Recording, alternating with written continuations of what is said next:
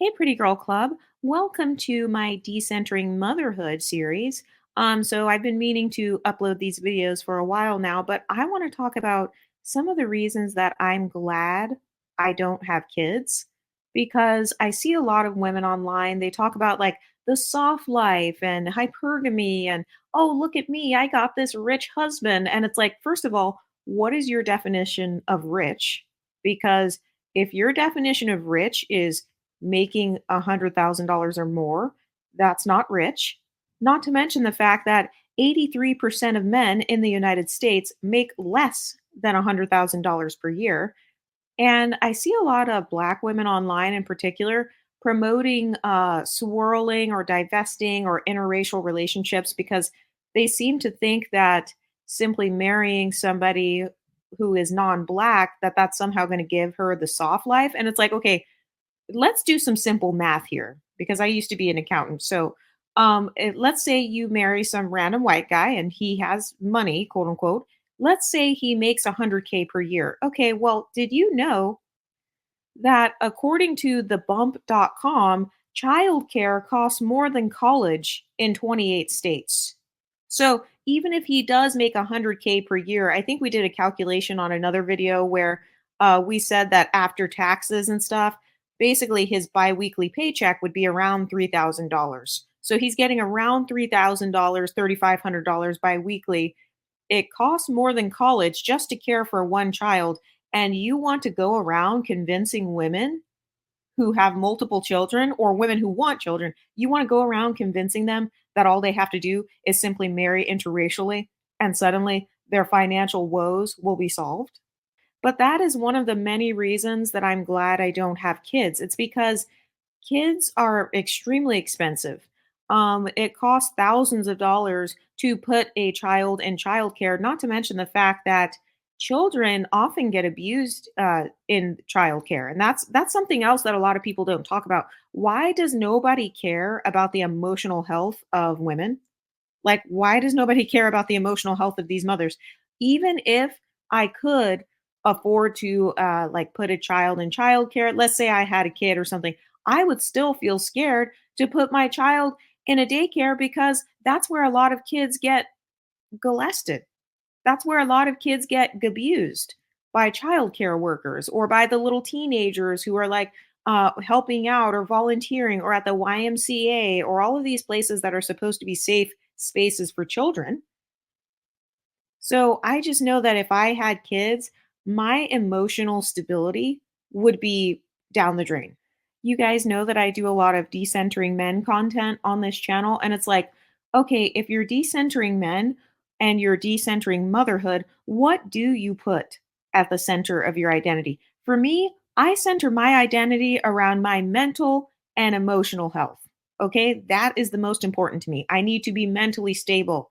I need to be emotionally stable. I need to make sure that I'm not like depressed and stuff like that or like suicidal. And so, something that a lot of people overlook is the fact that having kids really affects the mother's emotional state in a negative way for the most part. Because think about it, you're bringing a child into this messed up world, and oftentimes that child is going to grow up to like become average or they're going to grow up to financially struggle. And I'm just speaking from a statistical standpoint. Okay. So unless you have hundreds of thousands of dollars to invest for that kid to go to the best private schools and the best colleges and stuff, chances are that statistically your child is going to grow up and they're just going to work a regular cubicle job working for another person, and so, of course, the people who are at the top, of course, the richest people want you to have children because they need people to build their businesses. They need people to join the military. They need people to keep our infrastructure running. And so, one of the reasons that people get so pissed off at child-free women is because you're taking back your power. You're not just walking around giving anyone your womb. Another reason that I'm glad that I don't have kids, have you seen men? Like, have you interacted with them? Because a lot of men don't even believe in therapy. A lot of men do not participate in like healing journeys, like emotional healing journeys and spiritual journeys. So, what makes me think that suddenly men or whatever man I chose to have a baby with would suddenly be this amazing, emotionally available father who would teach a child emotional intelligence. No, a lot of men are not emotionally intelligent. And so you're going to be the default parent as the woman. And have you ever noticed that more men want kids versus women? So, of course, the man is going to try to pressure the woman because men know that motherhood is the most vulnerable state for a woman. Men know that women who are going through pregnancy and like risking their lives to have a child or, struggling poor single mothers, they know that that puts the woman in a vulnerable, more submissive position. So, of course, they want you to have children. Of course, they want to pressure you to have kids because that would take away a part of your social power. I mean, it really does because you can't control what's going to happen to those kids. And oftentimes, mothers, it takes a lot of sacrifice to be a mother, right? So, there are plenty of women who are willing to stay in relationships with mediocre men for the kids. And so, men know this. So, of course, they want kids because having kids with you, him latching onto your womb and impregnating you, that is a great way for him to have access to you for life. Not to mention the fact that you are building his legacy, whether you like it or not, because even after you leave him, you're still building his quote unquote legacy, which is going to be his children, especially if he has a little boy. Have you ever wondered why a lot of men want boys? It's not just because he gets to raise a son, it's because that boy is going to carry on his family name. So, a lot of men who couldn't do anything for themselves in life, men who can't make a name for themselves, maybe they didn't go after their dreams, maybe they didn't leave a legacy with their own name. They want to have kids as a do-over. I've noticed that a lot of people have kids for that reason. They screwed up their own life. Their life is average at best. And so they're like, you know what? F it. I'll just have a redo. Let me go ahead and get pregnant or get this girl pregnant. Let me try to get married and have her to have my child because I know she would be a great mother. Do you know how many people have told me throughout my life, oh my God, you'd be such a great mother? Yeah, that's exactly why I'm not one. Because I know that in order to be a mother, it requires a level of sacrifice that I am not willing to give. Number one. And number two, I know that men target women. They target beautiful, smart women in particular to be baby mothers. You know how people like to make fun of like black women in particular, like mixed race black women, or if you're a quote unquote preference type of black woman, I've noticed people will say, oh, she went from a preference to a baby mama. Of course, she's a baby mama. She is a baby mama because she is that man's preference. That's exactly why he wanted her to be the baby mama, because he wanted to usurp her genes. He wanted the child to look like her. He wanted his child to act like her. And he knew that even after he abandons her, that his children will be okay because they've got this beautiful, smart woman who is now their mother. And so now his legacy gets to be built using that woman's genetics. And so a lot of men, they will go out of their way to target a certain type of woman. It depends on what they believe about genetics, but I know that like for a lot of you guys in the Pretty Girl Club, you guys can probably relate where guys, they'll go out of their way. They will they will try to pressure you. They will desperately want to marry you. They will desperately want you to have children with them because they know that your qualities will be passed down to that child. And it's like, "No, I don't owe you all of my positive qualities. I don't owe you my genetics. That's ridiculous to me. That sounds insane." So in order to prove my love or loyalty to a man, I have to share my genetics with him, and then I have to raise his children as a way to prove my love? That sounds kinda silly to me. Because that shows me that a part of the reason that he's targeting me in the first place is because he is looking to use my genetics to go with his. And it's like, no, I get to utilize my own body and my own genetics however I want to. I know that for me personally, I've had a lot of guys try to target me. They'll be like, oh, and you're so smart. So, like, I know that I know that even if we didn't work out, our kids would be so smart because you're so disciplined and whatever. And it's like, okay, yeah. So you basically want me to be a womb factory and you want me to be the therapist and the teacher of your children while you just go out and you get to brag. Has anyone noticed that a lot of times the dad is the one that takes credit for the child's success? Whenever people say, "Oh, well, this person came from a two-parent home," what they're really doing is they're kind of emphasizing having a father figure. I've noticed that if somebody comes from a single dad home, people don't shame that as much as if you come from a single mother home. But another one of the reasons that I'm glad I don't have kids is because I don't have to worry about being trapped with a man for the rest of my life. Like in the event that you break up, did you know that having kids, that's more permanent than being married? Like you can say what you want about women who get married and divorced, but at least if you get divorced, you're done. Once the divorce is over, you just move out, the guy's blocked or whatever, and you never see him again. But if you are divorced with children, you are going to see that man for the rest of your life. So you're going to see him at your children's weddings, at their graduations, at their birthday parties, at all the family funerals, maybe even at some of the cookouts. You have to co parent and shuttle the child back and forth, or he has to shuttle the kids back and forth, which means he will always know your address. And so he gets to have intel on your life forever. And so I just don't trust the emotional state of men. Like that's another thing. I don't really trust the mental stability of men to the point where I even think most men would even be mature enough to even handle a scenario like that because a lot of them are not. And a lot of times men will kind of manipulate the children or they might use the child as a pawn. So, like, if they wanna be mean to the mom, now they're using your kids as emotional manipulation tools. So guess what? How about I just don't have any children at all? How about them apples? Because then no one can use my vulnerability. No one can use that against me because children are a vulnerability. It takes a lot of patience to have children.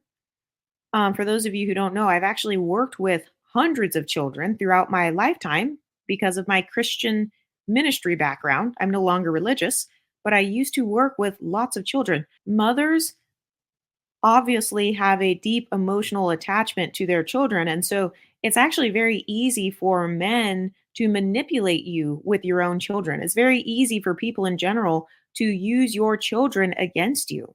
And so this is why a lot of women will stay in these bad marriages and stuff, or, they'll continue co parenting with these crazy baby daddies because they just they're so desperate for their children to have some form of stability, and I don't ever wanna get into that level of desperation. I don't ever want my emotional stability to be so bad to the point where I'm obsessed with my children having a father figure or having a man in their life, or living my life to where I'm financially struggling, taking on 2, 3, 4, 5 jobs because I'm trying to take care of myself and some innocent children who didn't even ask to be here. Another thing that people don't think about is that when you have children, you're living your life in front of an audience. So guess what? Your children, they are going to see every single one of your flaws. They see all of your hypocrisy. They see all of your insecurity. I know you think they don't, but they do. So if you're a black woman, for example, let's say you wear weaves and wigs and makeup and I don't know, and you have a little black daughter, she sees that and she's going to ask questions. Or let's say you're trying to date or something and then she sees you making all these mistakes. That's another emotional aspect of motherhood that a lot of people don't talk about. It's the fact that you're living your life in front of an audience. And I know this because I was the kid. I was the smart mouth child who would ask adults in my life questions like, wait a minute, why did Auntie so and so, why did she sleep with this guy and then have a baby and then have another baby? And like, why did she do that? So that's another thing. When you're a parent, you have to deal with your children watching your every move and questioning what you do. So you're not just making your mistakes and kind of moving on. It's very easy to move on from your mistakes when you're single and child free because you don't have to explain yourself to anyone. But when you have children, you do have to explain yourself. Hey, mommy, why can't I get the toys at the store? Oh, because I don't have money. Why don't you have money? Oh, because I didn't go to college and, my job doesn't pay enough. Why doesn't your job pay enough? Children are naturally inquisitive. And so Mothers have to deal with a lot of questioning. They have to be a 24/7 teacher and therapist. I don't want to be answering 25,000 questions to a 5-year-old. And for those of you who say, "Oh, you don't have to answer questions, you can just tell the child to be quiet." Yeah, of course you can tell the child to be quiet, and then that child will be traumatized probably. So I've noticed a lot of mothers, they end up emotionally neglecting their children because they didn't realize the emotional toll that motherhood takes on a woman. So that's actually one of my top reasons that I don't have children. It's not just because of men or just because of my body or not wanting to go through pregnancy. It's also because of the emotional toll that it takes to have to constantly answer questions, to have to teach your child why this world is so messed up. And kids actually, they ask really good questions. They have this natural curiosity about them, and it's not a bad thing. That's a sign of intelligence. But to have to try to explain why the world is so messed up to a child without traumatizing the child, it's impossible. So you're going to traumatize the child. So why would I bring an innocent being into this world? Why would I bring an innocent little girl or an innocent little boy into this world who didn't ask to be here just so he can be traumatized by capitalism, by racism, by colorism, texturism, featureism, potentially by a divorce, because there's a 50% divorce rate. Getting married won't save you. That's another thing. People will be like, oh, just get married and then like you can have the baby and then it's all good. No, it's not all good. Getting married doesn't mean he's going to be a good father. A lot of people only take care of their child as long as they have sexual access to the mother. And that includes people that were formerly married. So, for those of you who believe in heaven, I would rather just have the child stay up in heaven with God versus coming down here to this ghetto ass earth. So, those people that believe, like, oh, the child, before they get impregnated, before you get impregnated with the child, that baby is up in heaven with God. Okay, so then why not just stay up in heaven with God then? Why would I take you out of heaven so you can come to this horrible place? Why would I take you out of heaven so you can come to this basic place and deal with these crazy people? Another reason that I don't have kids is because whenever I talk to somebody about why they want kids, they've never given me a good enough reason to where I feel like, "Oh, that's a good reason to have kids." Like none of the urges are strong enough for me to feel like I should have kids. So, for example, people say, oh, it's because I love my husband so much or because I loved him so much. So I wanted to have a kid. Okay, there are different ways to express love other than just birthing a child. Like, if you want to celebrate how much you love someone, you can go out on dates, you can go on a vacation. Like, there are so many other ways to express love rather than going through an entire pregnancy and risking your life and then putting a strain on the relationship just to prove your love. I mean, does he really love you if you have to go through all that just to prove your love to him? Another reason that I've heard from people is, "Oh, it would be so cool to have a little mini me running around." That sounds a little bit self-centered and cringy, like, "Mini me? What do you mean?" So I just wanna clone myself and I just wanna see myself walking around?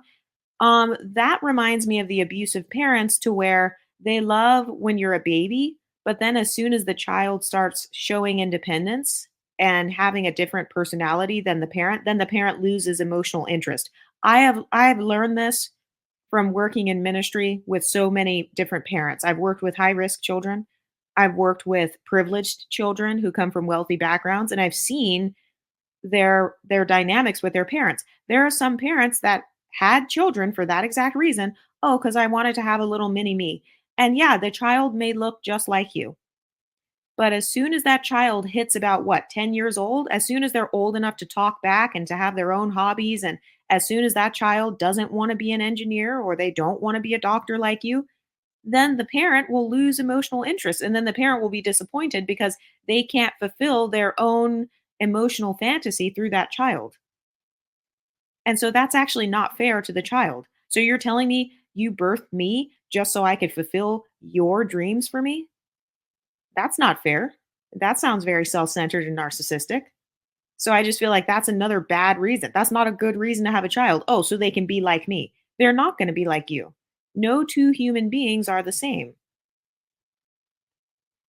What gives a person their spirit or like their personality, it's the way their brain works. That's literally what gives them their personality and their interests and stuff. It's literally, it has to do with the neural pathways in their brain and the thoughts that they think and the beliefs that they have. No two people on this earth have the exact same brain and the exact same way of thinking.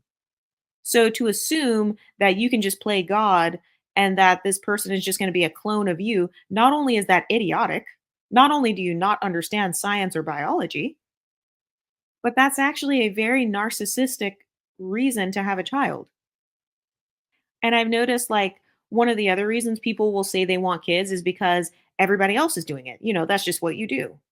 Okay. It's like, are you that much of a follower to where if everybody is doing something, I'm just going to do that because that's just the next step?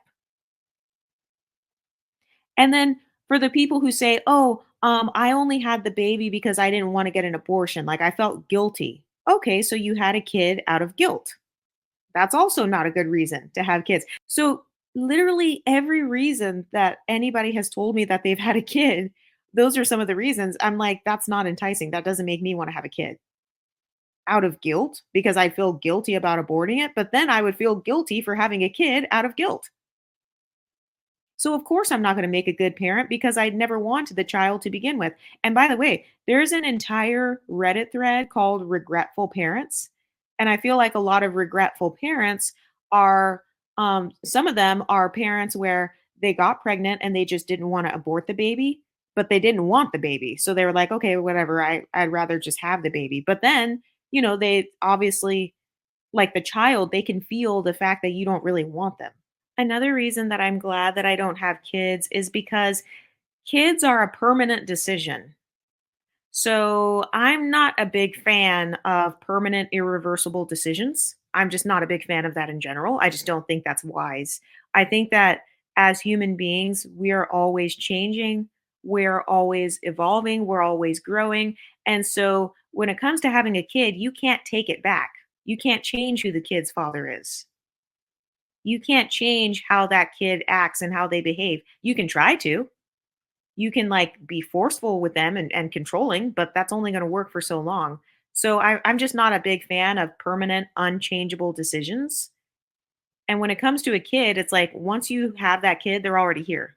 They're not going back. You can reverse a marriage. You can get a divorce. If you buy a house and you don't like it, you can sell it back. If you move to a city and you don't like it, you can simply move away. But if you have a kid, that's it. The child is here and there's nothing you can do about it. And not only is the child here, but the child actually they can talk back to you or like I don't know, they can argue with you. You can potentially go to jail if you do something wrong or negligent with the child. Like I know of some people where they've had legal issues because maybe an accident happened or something happened with the child to where now they're facing legal consequences for negligence. Something else that people don't think about is the fact that with child-free people, some of us we like living alone. We like peace and quiet. Children are so I don't get me wrong, I think children are beautiful. Obviously, I love children because I have worked with hundreds of them. How many child-free people actually, how many people in general do you know who have worked with hundreds of children? So, I actually am so glad that I've worked with hundreds of children over the past 20 years to the point where I know children and I know their nature well enough to know that I don't want any because children they're naturally very noisy. I mean, think about babies. They cry. They don't have the words yet to tell you they're hungry or that they need their diaper changed. They make your environment very noisy. So imagine if I was trying to record right now and like there's a baby crying in the background. I would have to stop recording. I'd have to get up, go change the baby's diaper. And for the people who say, "Oh, well, you're just being selfish then." Okay, all the more reason not to have a kid cuz I'm selfish. I'd rather be selfish than be a regretful parent. How do you like them apples? But kids are naturally very noisy and loud, especially if you have boys. So, I've noticed that boys on average have been harder. Like when I used to teach and stuff like that, or when I used to help high risk children, depending on their age, I noticed boys are definitely louder. They're more rambunctious, especially if you have multiple boys or if you're babysitting. And then he has his little friends over. They might be throwing a soccer ball or like it's just going to be very loud. It's going to be very noisy. Babies are very messy. I'm already messy enough on my own. Okay. So if I'm going to be messy, I'm just going to be messy by myself. I don't want my entire living space to turn into like hoarders or something, or I can't go to sleep because the baby is crying. Did you know that the average woman, actually, I'll look up the stat. Hold on.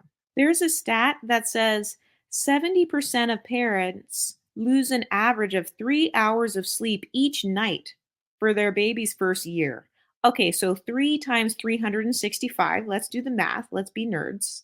The average new parent, according to our calculations, you will lose 1,095 hours of sleep in the first year of that child's life. The average parent loses 1,095 hours of sleep.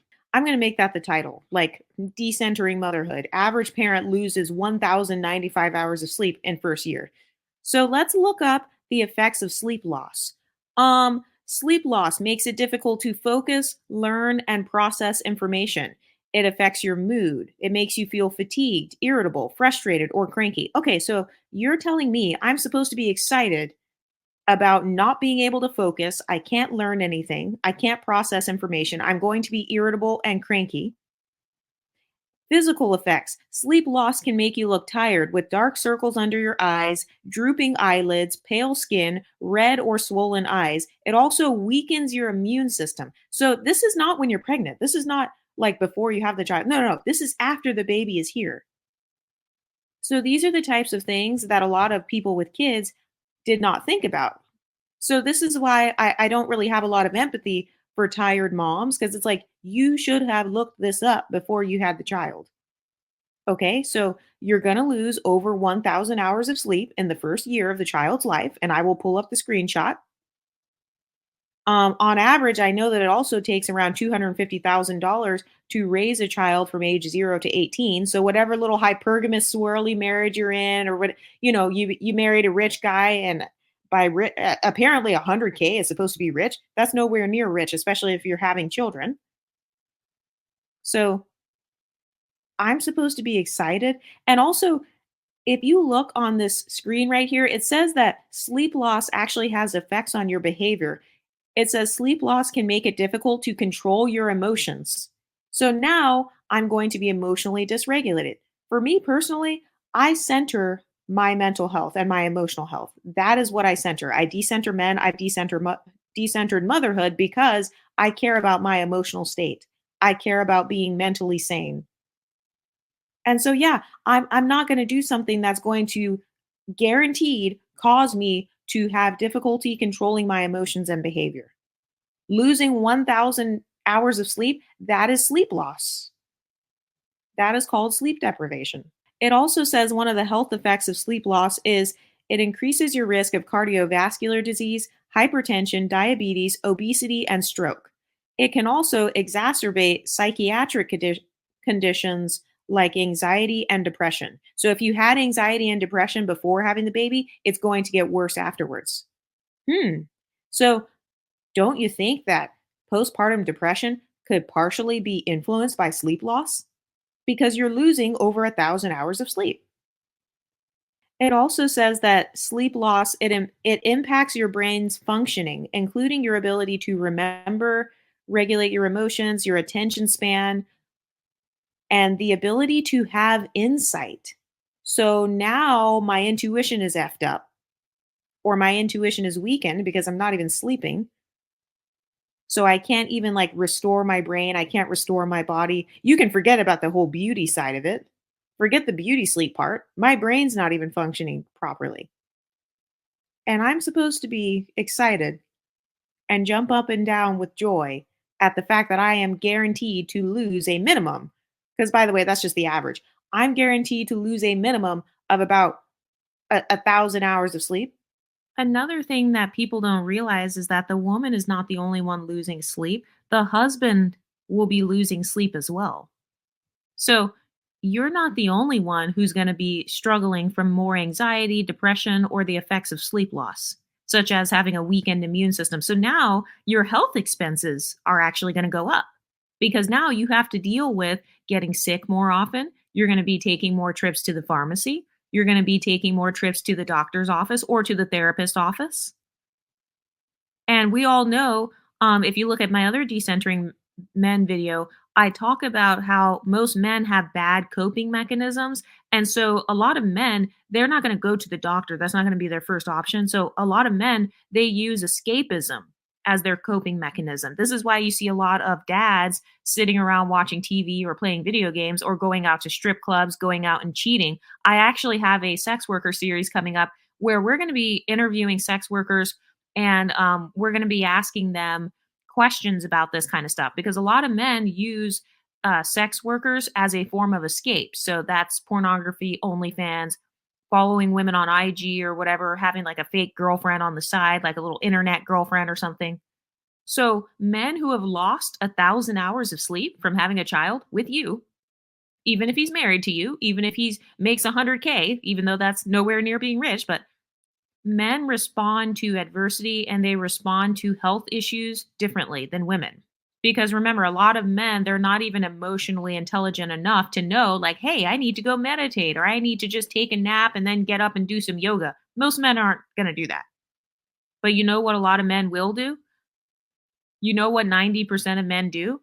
Look at porn. There are so many articles and studies that talk about how the majority of men can't even go more than 30 days without looking at pornography. So imagine being a new mom and you're married, you have a newborn, and you have been sleep deprived. You have missed out on 1,000 hours of sleep within the last year. You now have a 1-year old. Oh, not to mention the fact that your stomach and your body and everything looks different because pregnancy ages you. I don't care what anybody says. Oh, you're glowing. Yeah, you're glowing for now. And for people who try to come for me, I will pull up some articles to prove that pregnancy and having a baby, it does age your body.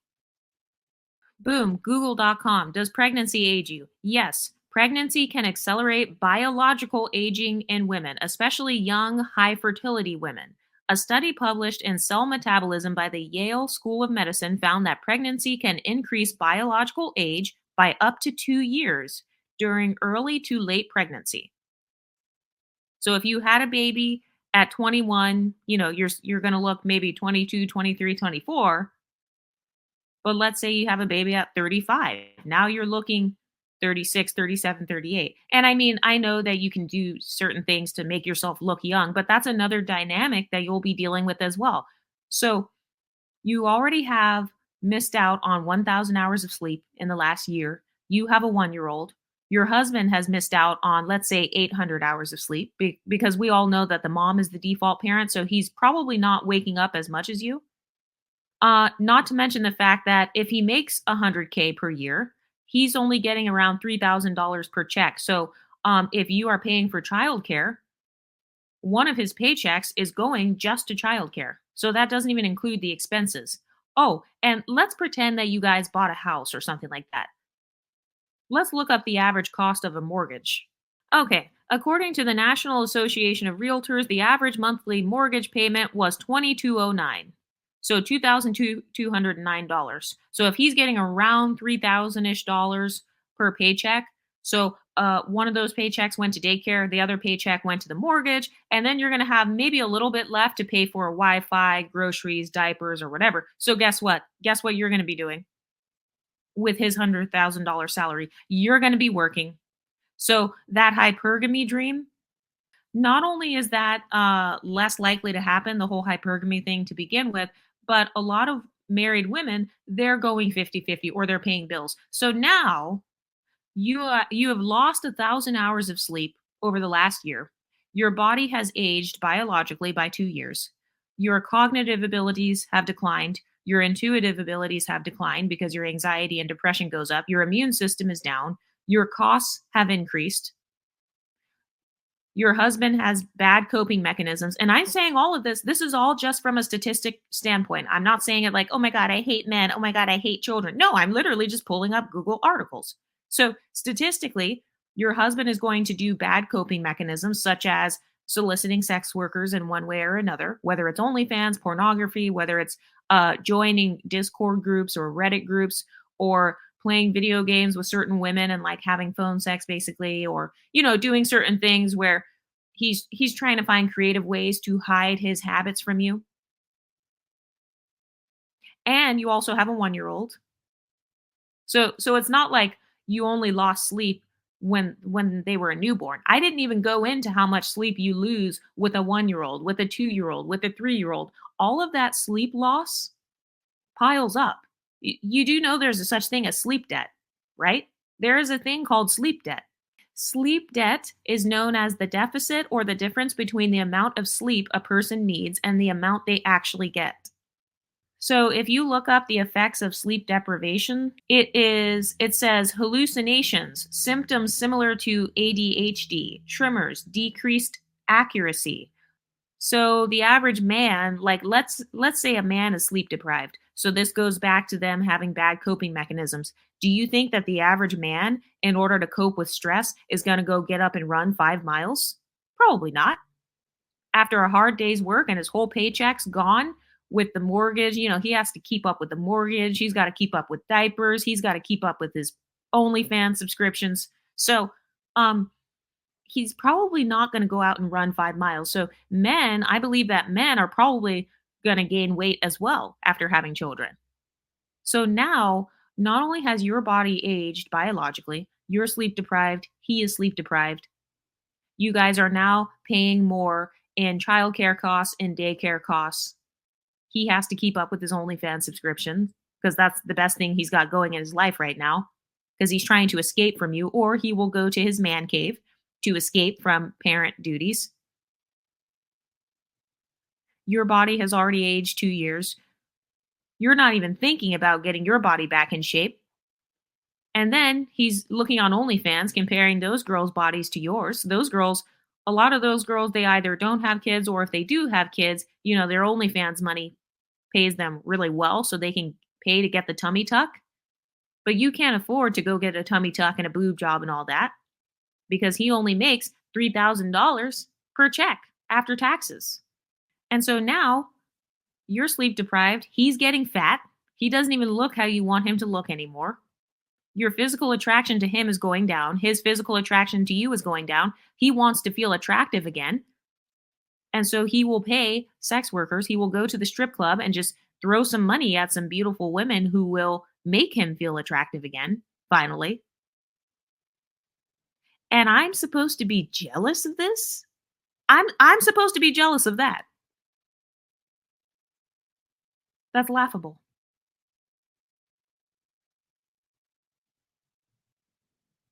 And then let's say a woman wants to get a divorce. Divorces cost money.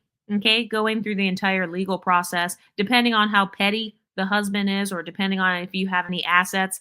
Now you have to sell the house with your 1-year-old baby, or you have to try to find a way to move out, or maybe you have to move in with a parent or something like that, or move in with a family member. And a lot of other people, especially child-free people, don't want to deal with drama. They don't want to deal with your chaotic life, with your chaotic 1-year-old, or your chaotic like divorce and all that. And so it really is hard for women with children, especially if they have young children. Well, really any child at all. It's hard for them to find friends and family members to live with. And then it's like, okay, let's say you want to go live with a friend or a family member. Are you going to be making enough money to pay both for the rent for yourself and for the childcare for the baby? Like, are you even going to be making enough money to pay for all of that stuff and then hope that the baby doesn't cry that much or like pee on itself? Because babies have other issues as well. And I am speaking as if the baby is perfectly healthy. Do you know how many babies these days are born with like different things that are wrong with them? Or, maybe the baby has certain things going on with his eyesight or with his behavior. He's got behavioral issues already. Maybe he has developmental issues. Don't even get me started on all of those dynamics that go into having a child. And so this is why a lot of women stay in the marriage. They just stay married miserably. And this is a part of why I'm glad that I'm child free, because not having a child, it means I've already eliminated all of that drama. So I get to maintain the leverage. If I want to walk out, I can walk out. I get all of my sleep every single night. I'm not sleep deprived. My mind is alert and it's working. It's working properly. I'm not having hallucinations because I'm not sleep deprived. I don't have ADHD symptoms because I have had enough sleep over the last year. I don't have 2,000 hours worth of sleep debt. Not to mention the fact that if they're putting their babies in daycare, which is really a ripoff, the daycare system is really a ripoff. But if they are putting their child in daycare, you're paying thousands of dollars to put the baby in daycare, and then the baby will bring home germs from the daycare, and your immune system is already weak because you are sleep deprived. You're missing out on thousands of hours of sleep. So if he has one little germ from the daycare, then guess what? He touches you or you have to wipe his snotty nose. Now you're getting sick more often because your immune system, your weak immune system is exposed to a bunch of germy babies who pick up dirt off the ground or they touch each other's diapers and stuff. Like they don't know what they're doing. So they just touch everything. They put their hands in their mouth, they put their hand on your mouth, and you're getting all those germs with your weak immune system. And I'm supposed to think that this is joyful. Not to mention the fact that that baby is statistically most likely to grow up to simply become yet another 9 to 5 worker or a middle class worker. There's an 80 something percent chance that your child will make less than $100,000 per year. So if you had that baby in hopes that that baby would be your retirement plan, the chances are the baby will not be your retirement plan. In fact, that baby is a dependent, so the baby is a dependent for 18 years, and uh, a lot of babies and children once they grow up, there's no guarantee that that child will get into college or go to college or be motivated or have follow through skills, especially not with the instability that the baby's already being exposed to at such a young age, dealing with a sleep deprived mother whose cognitive abilities have been weakened. And so a lot of people they don't talk about the mental and the emotional toll that motherhood takes. And not to mention the fact that as a mother, it's your responsibility to build that baby's self-esteem, to encourage that child. So you have to take care of the child and no one's taking care of you. And this is why women stay in those marriages because it's easier to just stay and deal with whatever's going on and just attempting to provide some sort of stability for the child, even though you may be miserable. Another thing that people don't realize about having children is that when you have a baby, you're discovering things about that baby. You're learning right along with the baby, especially if it's your first child. You're learning that baby's allergies or the baby's if it needs glasses when it gets older or if it has learning disabilities. So there's no such thing as you're going to have a perfect parenting experience. There's no such thing.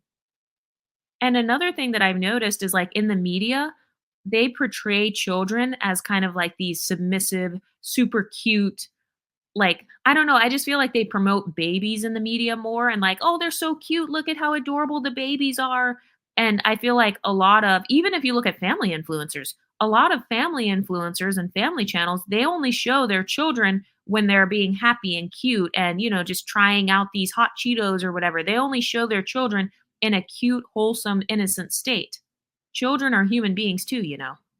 And I really feel like if we change the word babies, if we stop calling them babies and children, if we started calling them future adults, the child free movement would be so big.